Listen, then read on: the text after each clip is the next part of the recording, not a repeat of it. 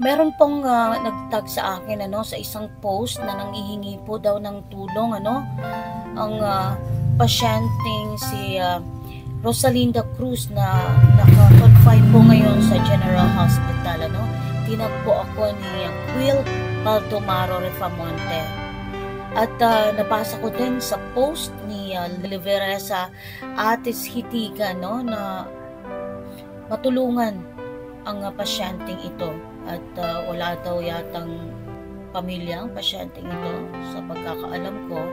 At hindi naman po ako pwedeng mag-donate ng dugo kasi high blood ako. So nagme-maintenance ako. Ang maitutulong ko lang po ay yung hinihingi na gatas at makakain ng mag-asawang ito. Ayan, so pupuntahan ko po ngayon sa General Hospital at para din doon sa ibang pwedeng makatulong, tulungan po natin ang mag-asawang ito. Pumunta lamang po kayo doon sa General Hospital at mag-donate po kayo ng makakain nyo lang po na pwedeng makatulong sa kanila. Ayan, maraming salamat po.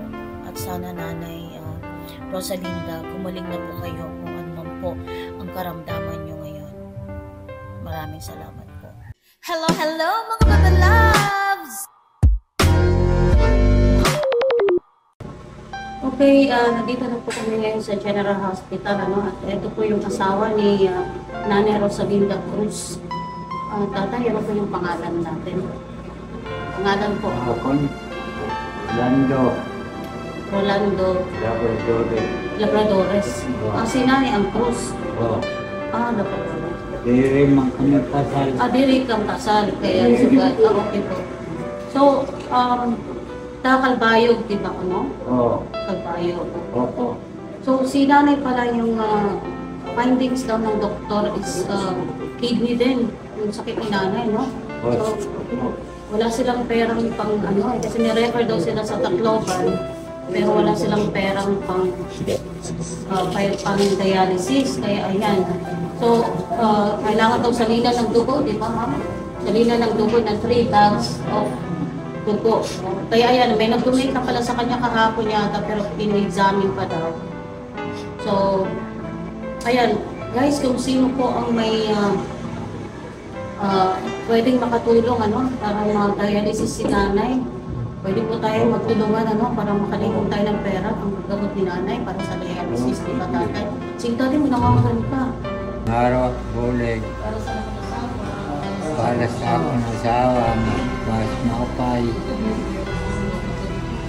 Laroban. Sige po. Si Nanay po ay hindi na po nakakalakad, Biglaan lang. Salamat na yan itong pagdala ko. So okay. Salamat yan. Okay, so nung pagdala niya sa ospital, hindi na nakakalakad si Nanay. Pero nung na-confine na siya, okay na. Palakad na, pero hinay. Nung nasalinan na dugo, medyo nakakalakad na. Pero mabagal lang lumakad, no? Sige.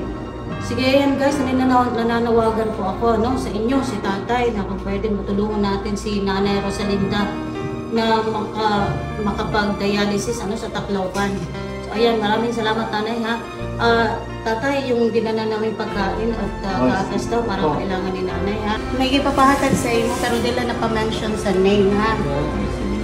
Hindi na ninyo napapahatag. Thank you po. Pasensya na po kayo dyan at kung may tumulong pa po, babalik po kami dito, ha. Nanay, magpagaling po kayo, ha. Thank you. Sige, God bless. Salamat. Okay na po.